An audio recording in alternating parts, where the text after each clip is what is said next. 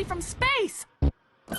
People of Earth, I am Lur of the planet Nintendo 64. Tremble in fear at our 3 different kinds of ships.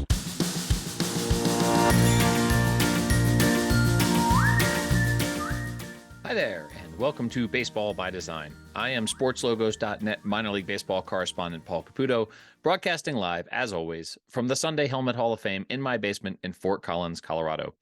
Today, we're going to be talking about the Great Falls Voyagers, who are named for a UFO sighting in Great Falls, Montana.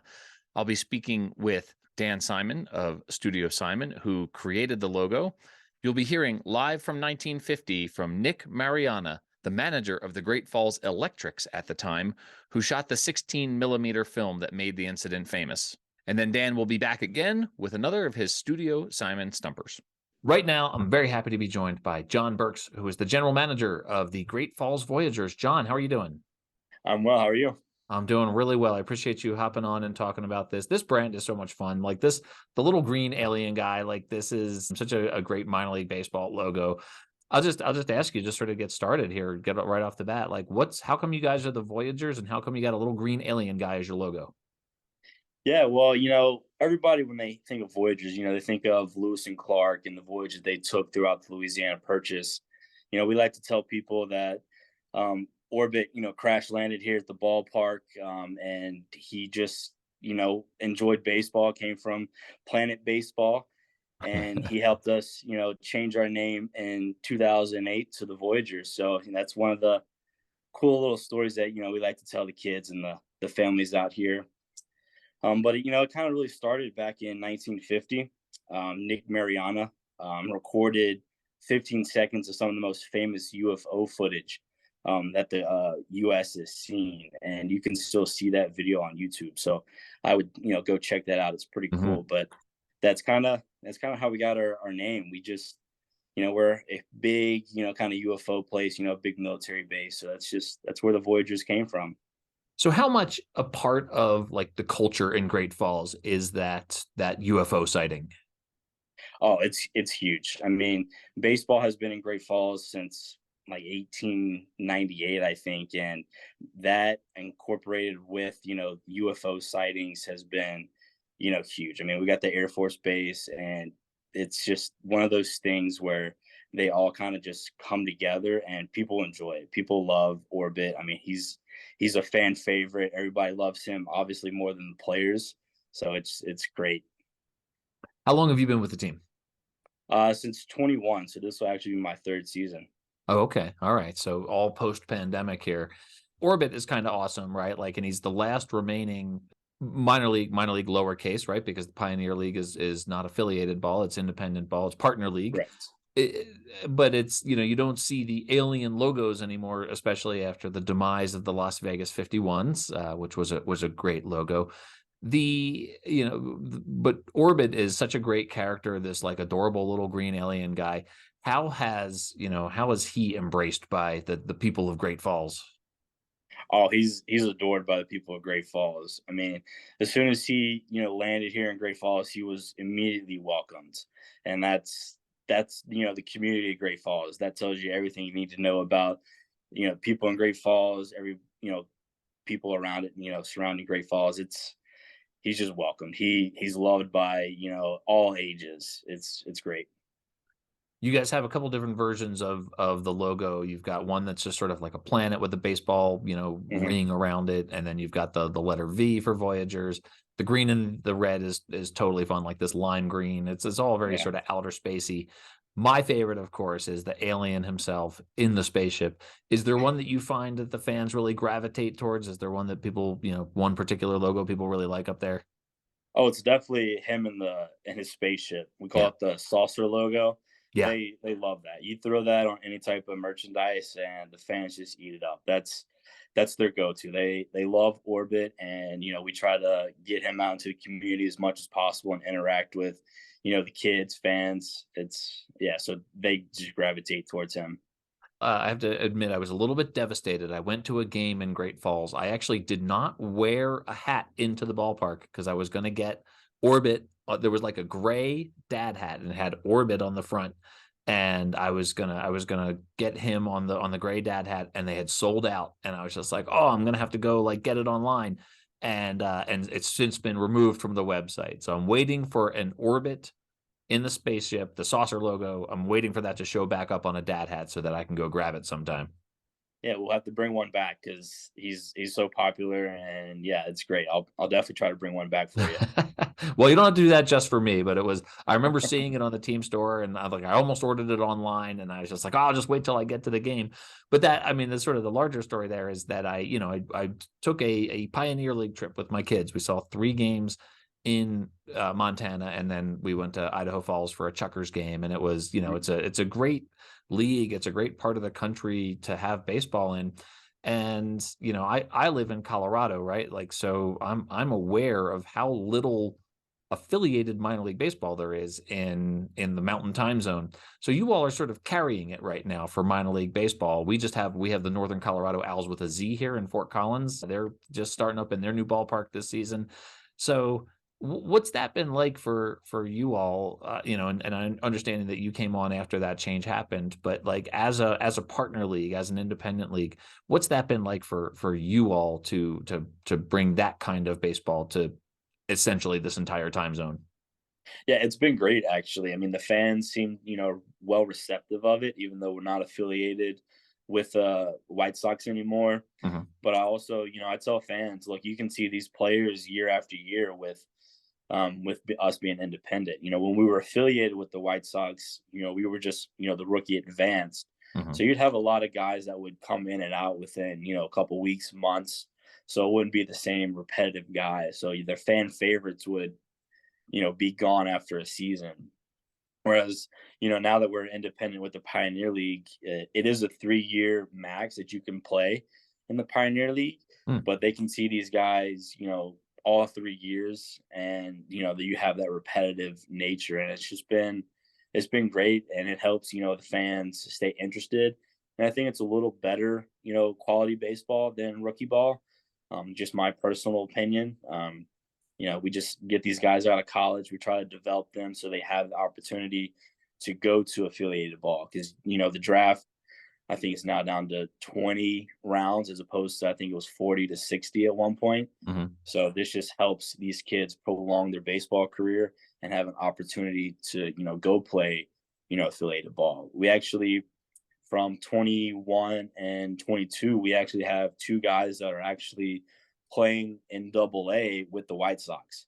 So they Nice. started out with us at the end of the 21 season, got signed by the White Sox in 22. So that's just been great for us. It's great to see that.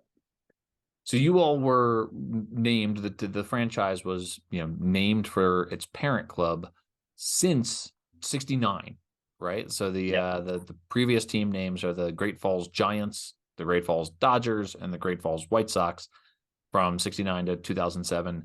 There was the Great Falls Electrics from 48 to 63. Do you guys ever do a throwback night or highlight that Electrics brand?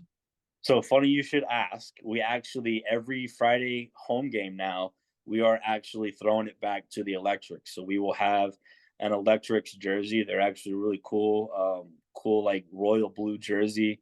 We're throwing it back to the Electrics. And then at the end of the season, they're getting auctioned off to a great nonprofit out here in Great Falls as well. So we actually are bringing it back this year. I'm super glad that I did ask that. Where does that name come from? Do you know? So we are the Electric City, and Oh. we have, I think it's 5 electric dams in Great Falls that run along the Missouri River. So that's kind of where the electrics come from. We're the Electric City. Michael Scott would have you think that the Electric City was Scranton, Pennsylvania. The Electric City because of its electricity. But obviously, the rebrand in 2008, you guys have been, in minor league baseball terms, this Voyagers brand has lasted a long time. Like for 15 years for a brand in minor league baseball is a long time. Yeah. I love this one. It's created by Dan Simon, as you know. So he's one of my favorite designers in minor league baseball. I mean, he just does such great work. And so the longevity of this one, I've really enjoyed. Are there plans, or I always ask this for sort of longer term logos, like are there plans to update it or change it or go through any sort of rebranding? So we've talked about just obviously not like completely rebranding, but we've talked about maybe updating the Orbit logo. Mhm. Maybe just creating a new design out of it. Mhm. Still keeping our famous saucer logo. Yeah. But yeah, there's definitely designs. I mean, I talked with some of our staff here, maybe throwing a whole body on them at one point. So it's definitely talked about, and we'll definitely kind of see where it goes in the next couple of years. What would Orbit's body look like? Would he have like a big head and a little body? Do you have any thoughts, or would he be all tentacles? I'm curious to know what his body looks like. No, he would look human. He'd have 2 arms and 2 legs. We're actually doing some plush dolls this year, so he's going to be wearing one of our jerseys. So I mean, I feel like he look like our plush doll is going to look this year. I'm excited about that possibility. I love the idea of seeing a full body Orbit here. So because we only ever get to see essentially like the top of his head in his little space saucer there. So there's a lot of room to play. So that is Oh totally fun. Yeah, there's definitely a lot of room to play. I'd like to do a parody where we, abduct the other Pioneer League mascots and do something with that. Since we are, probably the only alien themed minor league team. So I think that would be kind of a little cool, and just make fun of some of the other teams around the league. Just Absolutely. just good fun. That is totally fun. So do you guys, speaking of the other teams, if you're going to be abducting other logos or other mascots, are the Montana teams, is that where the rivalry is? Is it Billings and Missoula? You're going to be abducting the Moose from Missoula? Oh yeah, so yeah, I mean, huge rivalry with all the Montana teams. It's great though. I mean, we have 4 teams now in Montana. Kalispell Oh, right. just added a team last year. They're the Glacier Range Riders. So Right, of actually course.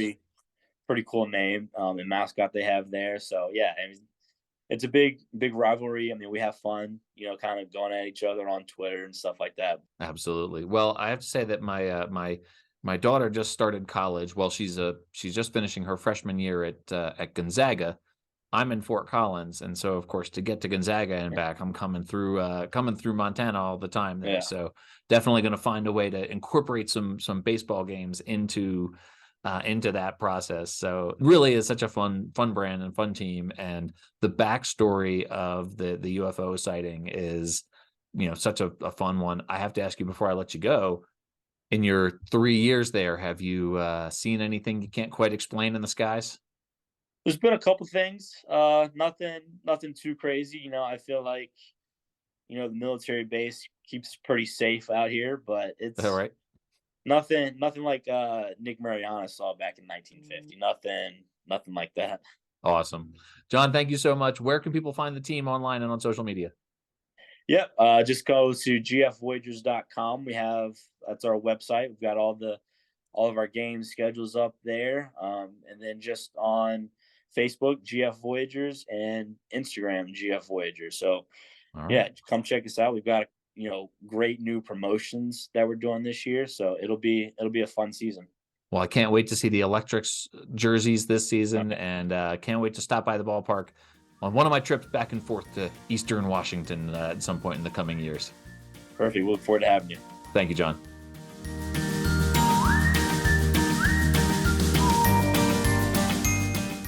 All right, everyone, welcome back. You know how happy it makes me to welcome Dan Simon of Studio Simon to the Baseball by Design podcast.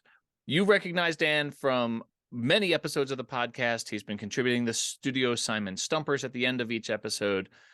But obviously, the way Dan got involved with this podcast was talking about the many awesome logos that he has done. I think the first one we did, Dan, of yours was the Daytona Tortugas, which is one of my all-time favorite logos ever, though I've stopped naming favorite logos. But we've covered lots of your brands before. We've done the Kannapolis Cannonballers, obviously the Savannah Bananas, the Hillsboro Hops, which are another favorite of mine, the Erie Seawolves. What else have we done? We've done it a dozen or more. Off the top of my head, I know we did the Toledo Mud Hens, which was a really cool episode because you had Jamie Farr on as well. That was a coup. Nice job. That was episode 4. I just reached out to Jamie Farr and said, Mr. Farr, he and I spoke for a Sports Logos article, so I already had his contact information. And I said, hey, would you mind doing an audio recording?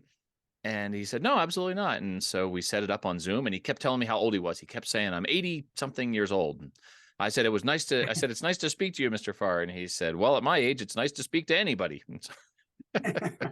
Well, the thing is, it was a coup for you and a coup for him as well, because that podcast revived his career. I think that's true. A lot of spring break movies with Jamie Farr in them since he appeared on the Baseball by Design podcast.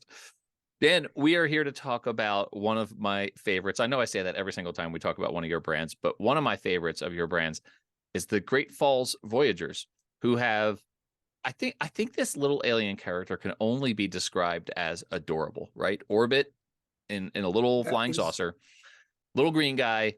And he's out there in his flying saucer in a part of the country where there was a famous UFO sighting. And so that's part of the double entendre of this nickname Voyager, because obviously there's the historical French trader Voyagers who were famously explored that part of the country. But this nickname is based off of the little green guy Orbit and the famous UFO sighting. So this must have been a fun project for you. Yeah, it sure was. As I mentioned in previous appearances as a guest on your podcast, I think by now, Dan, it's our podcast. Thank you for including me in the plural hour, but it's your podcast, and I'm just riding on your coattails. So that is the idea of Dan Simon riding on my coattails is ridiculous. But anyway, so as we've discussed previously on the podcast. What I was about to say was one of the many things I enjoy about what I do is the fun of the research and the things I learn. And this UFO sighting on which the identity is based is a quote unquote famous UFO sighting, maybe the most famous, but I'm not a UFO aficionado, so I had never heard about it. But because of baseball and because of sports branding, which is my profession, I learn about this thing, and it doesn't make me an expert on it, but I might not have ever heard about it were it not for that. One of the things I uncovered in that research is first of all, the reason Great Falls is called Great Falls is because they've got falls in the river that runs through what is now modern day Great Falls, Montana. And when Lewis and Clark were on their expedition, they ended up spending a month in Great Falls. It wasn't called Great Falls at the time, I don't think, but they ended up spending a month there because their boat could not make it through the falls. So they had to, there's a word for this, portage, thank you. Which means they had to get the boat out of the water. And this was not a boat like a cruise liner, but it was a relatively big boat that had a lot of supplies and people in it. And so they had to empty out the boat. Then they had to carry all of those supplies, and if not carry it on their backs, with horses or wagons or whatever they used, not just the supplies and the people, they had to carry the boat around these falls. And that whole thing took so much time, I guess, because it's not like there were paved roads that they could take this on. And so they spent a month there. And in their journals, when I did my research, I found some of their journals, not the actual journals, but online, some of the things they wrote in their journals. And amongst other things that they wrote about, they talked about the mosquitoes that were prevalent at that time of the year, must have been the middle of the summer. But they didn't refer to them as mosquitoes. They referred to them in their writing as Skeeters. Skeeters. And so that was one of the names that I had pitched to them as possibility. And that's the first name so what I'm saying is the fun of the research, I learned things about the Lewis and Clark expedition. I'd heard of the Lewis and Clark expedition, but I didn't know any of the specifics of it, or few of the specifics of it. And here I learned about their time in Great Falls and why they had to spend a month there. So I pitched that name to them. That's the one they chose. The whole identity was done in the can. And then somebody who worked in the Great Falls front office was talking to her daughter, who was in college at the time, in one of the Carolinas, North or South Carolina, I don't recall specifically which one, and was very excited to tell her daughter about this new identity that they were going to be unveiling that week. And the daughter said, "You can't name the team the Skeeters." And the mother said, "Well, why not?" And she said, "Do you not know what Skeeters means?" Now, I'm not going to say this on this podcast, even though we can probably curse on this podcast if we want. This is not a curse word, but if you listeners go to Urban Dictionary and look up the term Skeeter, you will see that it actually has a filthy connotation. Oh no. And it's a Dan Simon After Dark here. Oh no, this is no, I should point out, as you are telling this story, that this identity that you created was unveiled in 2008, and the Sugarland Skeeters were 2012. So the Sugarland Skeeters did not exist yet at this point, and they did not have anyone's daughter to tell them about Urban Dictionary, and so Sugarland Skeeters just went ahead and went with it. well, but that's part of the story. So thank you. Excuse me. Sorry. No, not excuse me. Thank you for bringing that up, because what I said to the team was, well, first of all, I had no idea whatsoever that there was a filthy connotation to that word. But if you go to Urban Dictionary, I guarantee you take practically any word, and there is a connotation that the youth of today have attached to that word. It's actually kind of crazy. So I had no idea. Nobody on the team had any idea.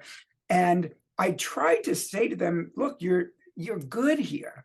And they just said, no, we don't want to. This is a big deal for us. We don't want to, after being named after our parent club and coming up with for all these years and coming up with our own unique name, we don't want there to be any negativity attached to it. We don't want somebody to say, hey, do you know what this word means to a certain group of people out there?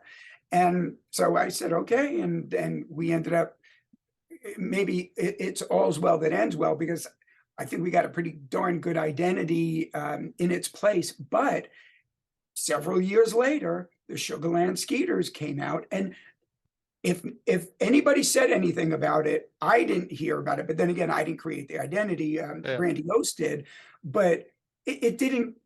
There was no negative backlash because of that name, and so Skeeters, I think, could have done well in Great Falls.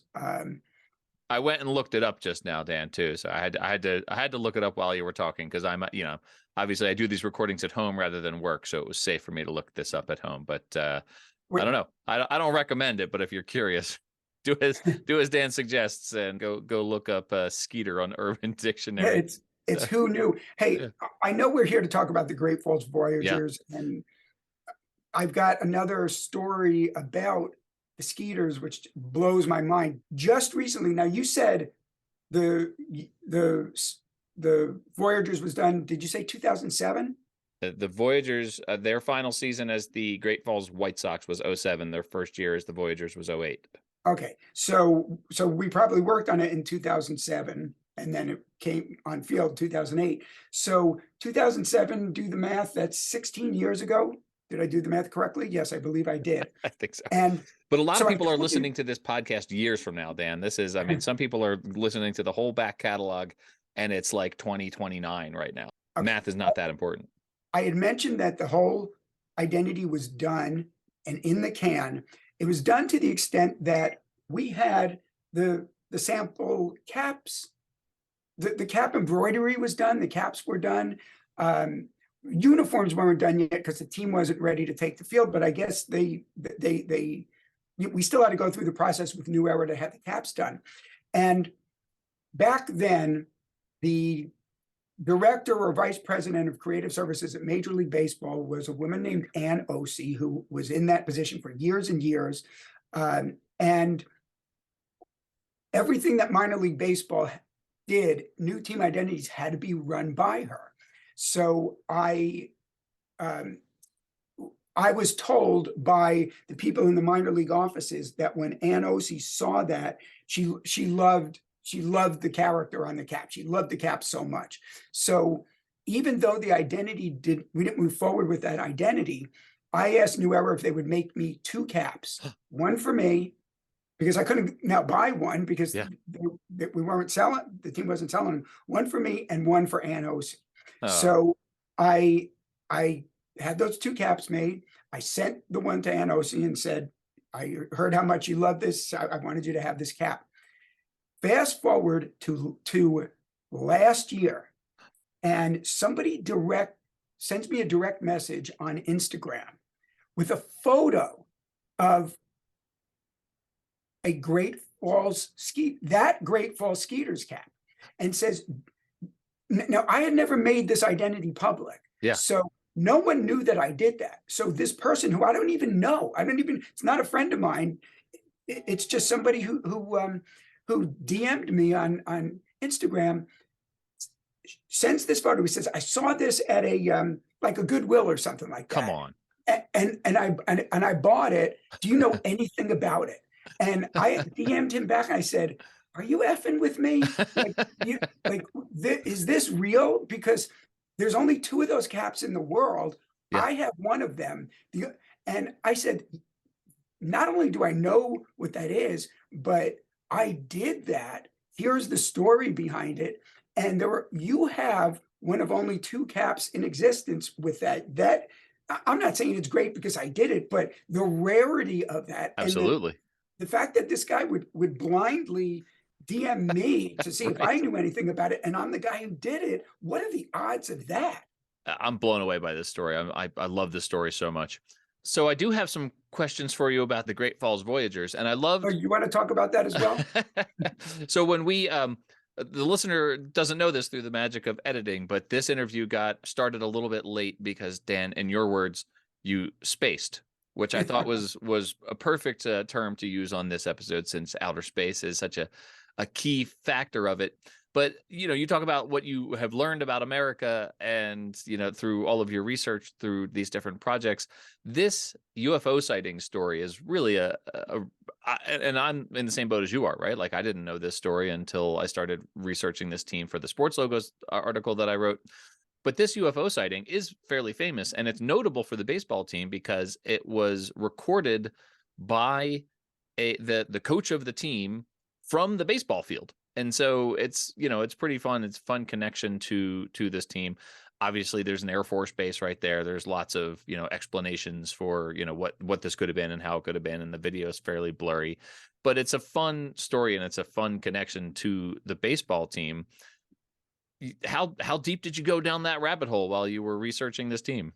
Sorry to be to correct you, but the individual who saw these UFOs and filmed them he wasn't the coach, he was the GM of the team. His name was Nick Mariana. And the reason he saw them was it had rained overnight, and he went out to the field just to check the playability of it. So he's out there. This is August of 1950. It's, I don't know, they were probably, keep in mind back then there were a lot of day games were played. So this is sometime in the morning, and probably getting ready for, who knows, a 1 o'clock start. And he sees these 2 flashes up in the sky, and runs to his car, where he happened to have had a 16 millimeter movie camera, gets that out, and is able to capture 16 seconds. So 16 is the operative number here. 16 seconds worth of footage of these UFOs in the sky. And there were, you mentioned there's an Air Force base right near there. So, the first thought was these could have been, they had fighter jets there. These could have been, it wouldn't have been unusual to have that, but at least to him, he was saying, no, I've seen fighter jets before. These things were like spinning objects in the sky. So there was and still is a lot of speculation regarding what they saw. If anybody's been reading the news lately. There's an increased talk recently over the past year about UFOs. You know, of course, we had those silver balloons in the sky, the spy balloons, but we know what those were. But in recent years, we're talking about it more than we used to. So, Sure. and who knows? You know, one of the things that I read was that it was determined that these were those two objects, the spinning things, were reflections from two F-94 fighter jets. May have been, but we'll really never know. And there were investigations done. You know, the Air Force did an investigation. There was a lawsuit about it, and all different kinds of things. It was this whole big thing, which is one of the reasons why it's one of the most famous UFO sightings. Also, it was the first UFO sighting where there's filmed footage of it. Not a lot of people happen to have 60-millimeter movie cameras close by. You know, think about this too. Not only was that camera close by, but it was, by the time you see something, it could be gone a moment later. So for him to be in the stadium and then have to run outside to the parking lot or wherever his car was to film this, you know, there's a passage of time there, and he was still able to capture 16 seconds of it, which is kind of amazing regardless of what those things were. Because if they're fighter jets, they're in and out in a heartbeat, you know? So this story, this brand is based on an incident that could unlock one of the great ineffable mysteries of humankind and the universe. And the brand that results from it is, as we said when we first started talking, an alien, a little green alien guy who can best be described as adorable. Like he's really quite cute. What was your thinking in taking this mystery of this video and creating this character that you can't see that much of because he's in his little spaceship? Like his head's almost as big as his spaceship. So it wasn't like a 51's style sort of menacing big gray alien head, right? Like it was more of a sort of cartoonish character. What was your thinking in creating this sort of fun little guy? Minor league baseball is about, you'll hear operators of minor league teams saying our job is fun family entertainment, or minor league baseball is fun family entertainment with baseball as the conduit to that. So, but the emphasis is the baseball's there, but if it's not fun and if it's not appropriate for the family, you're not doing your job in minor league baseball. And so with identities I've done, there are some of the characters that I've done that are a little tougher than others. I don't know if any of them are ever menacing per se, but you know, just in looking around and speaking of all the caps here in my office, you know, the Bradenton Marauders pirate, he's got big gritted teeth, and the Erie Seawolves wolf, even though he's got a little bit of, I don't know, sparkle in his eye, he's also, he's not smiling per se, but none of them are menacing. So because of what I mentioned about, you know, this has to be appropriate for men, women, children of all ages. And so I wanted to make this, I didn't want to make this an alien who's coming to do evil. It's more one that we, like E.T., you know, not that he looks like E.T. because he doesn't, or a she, who knows if it's a he or a she. Right. But we love E.T., don't we? We do. So, we do. Just want him to be as lovable as E.T. One of the you always ask about, like, what were some of the challenges? One of the challenges I ran into was I wanted him to have one eye, and I wanted him to be made of a baseball, and he was going to be green because, you know, that's I suppose Martians can be other colors, but stereotypically they're that color, and that was the color in my mind's eye it was going to be all along. When I sketched it out, as soon as I sketched it out, think about it: circular shape, big eyeball in the middle, Monsters Inc. Mike Wazowski, Yeah, Mike Billy Wazowski Crystal character. I had this picture in my head. This is what it's going to look like. As soon as I was out of my head and onto paper, can't do that. So my first thought was, darn, Yeah. I want this guy to have one eye, but he or she, it has two eyes. Mm-hmm. And I think that might even make him a little more adorable than the one-eyed version. Well, Dan, this has been more fun than I even thought it was going to be. I've been wanting to feature this brand for a long time, so it's really fun to finally get to sit down and talk about it. Little did I know we were going to spend as much time as we did on the erstwhile Great Falls Skeeters. I can't wait to see some of those images of that brand. You're going to be back in a few minutes with a Studio Simon Stumper, so we're not saying goodbye. We're just saying see you shortly here. But Dan, thank you. And as always, folks can find you on Instagram at @studio_Simon, and on Twitter, not at all, because you are making what is looking to be the increasingly smart choice not to be on Twitter right now. I would have lost my blue check. Yes, you would have. Dan, thank you so much. We will see you in a couple minutes. See ya. Bye.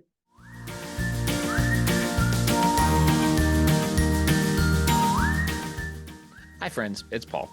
Normally on the show at this point, I try to bring in someone who has a unique perspective on the logo and nickname that we're featuring each week.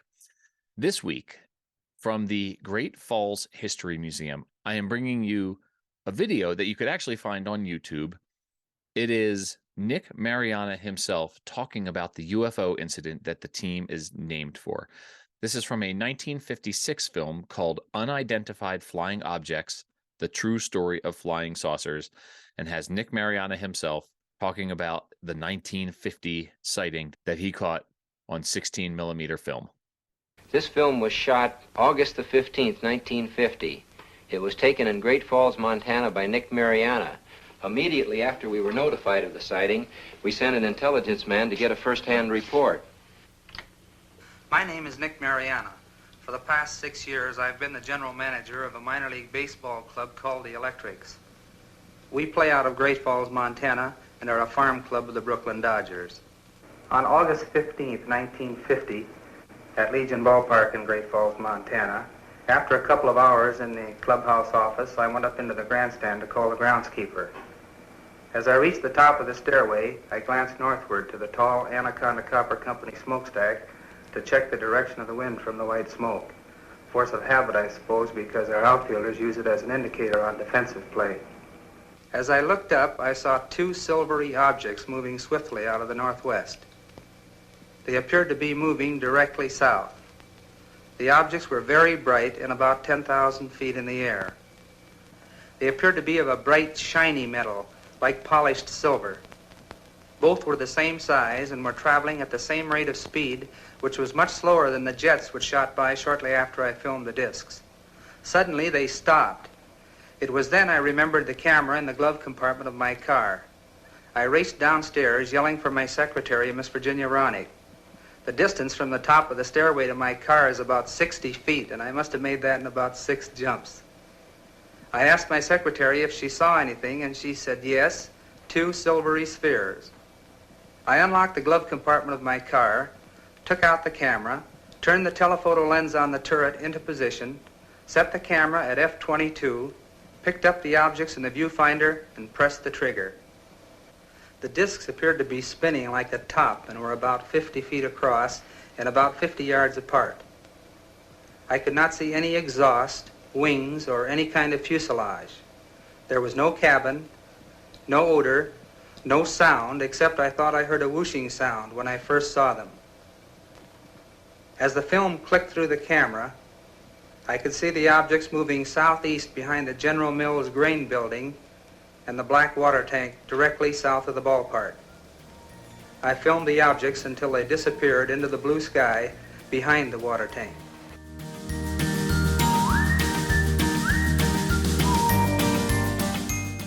It's time once again for our favorite segment on the Baseball by Design podcast. It's Studio Simon Stumpers. Dan, welcome back. We were just talking moments ago about this brand, and now we're here to have your weekly trivia question, this time about a brand that you created. So I'm looking forward to this. again, always curious to see where you're going to take these trivia questions. Well, you are correct. Of course, since I've been a guest on this episode, we know that I developed the brand identity and came up with the name. And you mentioned the character named Orbit, which is also the name of their mascot. And I did not come up with that name. I created the character. I created the mascot artwork, but the mascot was either named by the team or a name the team contest, one way or the other. I'm not sure. So mascots can sometimes really be a very big part of a team's brand identity. Whether the designer who did the logos and lettering designed the mascot or not doesn't matter. A team's brand identity is more than just their visual logo assets. Examples of mascots that are big parts of a team identity: your Philadelphia Phillies, the Philly Fanatic, Mr. Met, Bernie Brewer. Speaking of the Brewers, you've got the Brewers Racing Sausages. That's a big part of the Milwaukee Brewers identity, as are the Washington Nationals Racing Presidents. Mm-hmm. So, and they're the same in minor league baseball.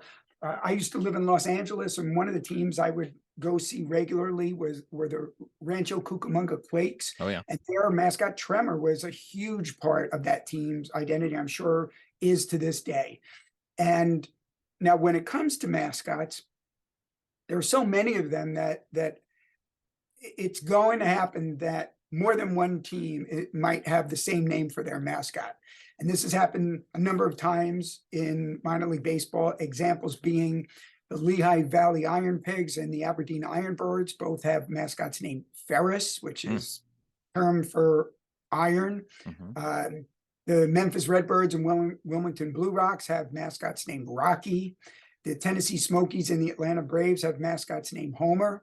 And it turns out that the Voyagers are not the only team to have a mascot named Orbit. So our studio Simon Stumper today asks, which of these teams also has or had a mascot named Orbit? Okay. Is it A, the Las Vegas 51s? That would be in the had category. Mm-hmm. B, the Albuquerque Isotopes? That would be in the has category. Or C, another in the has category, the Rocket City Trash Pandas. The Houston Astros have Orbit, right? Isn't the Houston Astros mascot named Orbit? So I was, yes, you didn't go there. Yeah, I wanted to keep it in minor leagues. So all right, this is one, Dan, that normally I'll do the whole like let's talk this through, like I'm a contestant on the $1 million pyramid. What was that? The something like Who Wants to Win a Million? Who wants to be a millionaire? Who Wants to Be a Millionaire? So I feel like you got to like talk through it and pretend like you're trying to figure it out, and I sometimes will have to talk through these. This is not one of those, Dan. This is one where I'm going to base my answer on actual lived experience and actual knowledge of the answer for this question. And before you give the answer, I want to say one of the things I liked about this question was in some of the ones I do, you can't already know the answer because but you do a good job of sussing it out. In this case, I thought there was a chance you might know. Right. Because two of the teams are existing teams, and you've gone to a lot of games. You might have been to these, although you haven't been to the Rocket City Trash Pandas. Not yet. That might happen soon. It could be. And Las Vegas 51's probably not. Although, tell me, have you been to a 51? I've been to several 51s games at Old Cashman Field. I happen to know that their mascot was named Cosmo. Okay, so that's what I'm talking about. Okay. So yeah, the 51's mascot was named Cosmo. I've interviewed Tony Canepa for a couple episodes of the podcast, and he actually played Cosmo in Las Vegas, which is fun. I don't know what the name of the Rocket City Trash Pandas mascot is, but I can tell you that the name of the mascot in Albuquerque, I've been to 5-6 games in Albuquerque. They have an Orbit.